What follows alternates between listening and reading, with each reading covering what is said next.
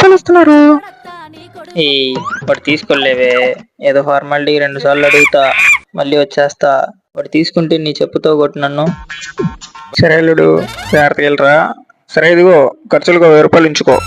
ఇవన్నీ వద్దులే మామయ్య. మామయ్య ఇస్తే తీసుకోవా? సరే మామయ్య, సరే సరే. ఇంకొకరా నీ పని చెప్తా, వారం ఫుడ్ లేదు నీకు. అల్లుడు. మామయ్య, మామయ్యకి ఇంట్లో కొంచెం కష్టం ఉంది అల్లుడు. మీ ఏజ్కి చూడడం కష్టాలా మామయ్య? సరే చూసుకోండి, నేను వస్తా. అది కాదల్లుడు, అత్త ఏమో రెంట్ కట్టాలంటుంది, ఏం చేయాలో అర్థం కావట్లేదు.